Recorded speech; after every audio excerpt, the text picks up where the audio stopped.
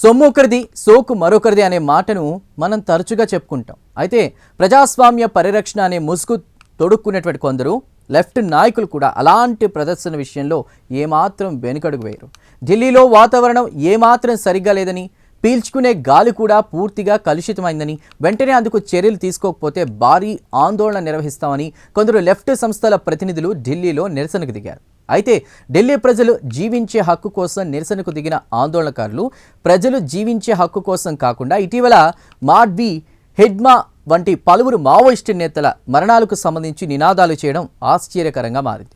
వారి చేతుల్లో ఉన్నటువంటి ప్లకార్డులు కూడా హిడ్మా ఎన్కౌంటర్కు నిరసనగా, మావోయిస్టులతో సంప్రదింపులు జరపాలని, ప్రజాస్వామ్యాన్ని కాపాడాలని, ఇలా కేంద్ర ప్రభుత్వ విధానపరమైనటువంటి నిర్ణయాలకు వ్యతిరేకంగా నినాదాలు రాసి ఉన్నాయి. అంతేకాదు వారి నిరసనను అడ్డుకున్నటువంటి పోలీసులపై పెప్పర్ స్ప్రే చల్లారని పోలీసులు కూడా ఫిర్యాదులు చేశారు. అదే విషయాన్ని కోర్టులో కూడా వారు సాక్ష్యాధారాలు చూపించారు. అలా జాతి వ్యతిరేక శక్తులపై తీసుకున్న నిర్ణయాన్ని వ్యతిరేకిస్తూ ప్రదర్శనలు చేయడమే కాకుండా సంఘ విద్రోహ శక్తులకు ప్రేరణనిచ్చేలా నినాదాలు చేయడంపై కోర్టు కూడా అలాంటి 17 మందికి మొట్టికాయలు వేసింది.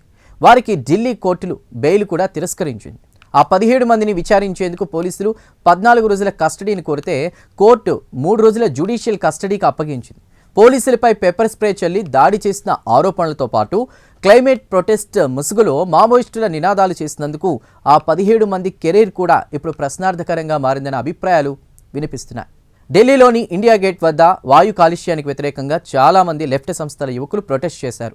ఆ నిరసనకు అనుమతి లేకపోవడంతో పోలీసులు వారిని చెదరగొట్టేందుకు ప్రయత్నించారు. కానీ లెఫ్ట్ సెలబ్రిటీలు మాత్రం బ్యారికేడ్లు ధ్వంసం చేసి పోలీసులపై పెప్పర్ స్ప్రే చల్లి దాడి చేశారు. ఈ దాడిలో 4 పోలీసులు గాయపడ్డారు కూడా. వారికి రామ్ మనోహర్ లోహియా ఆసుపత్రిలో చికిత్స అందించారు. ఇక ఆందోళన సమయంలో కొందరు హిడ్మా అమర్ రహే వంటి స్లోగన్లు కూడా వినిపించారు. మొత్తానికి లెఫ్ట్ ఉద్యమమే ఈ దేశ ఉనికికి ప్రమాదకరంగా మారుతుండగా విశ్వవిద్యాలయాల్లో చదువుకునే కొందరు తమ భవిష్యత్తును కూడా లెక్క చేయకుండా అదే లెఫ్ట్ ఐడియాతో భావ దారిద్ర్యాన్ని పెంచి పోషిస్తున్నారన్నటువంటి వ్యాఖ్యలు వినిపిస్తున్నాయి.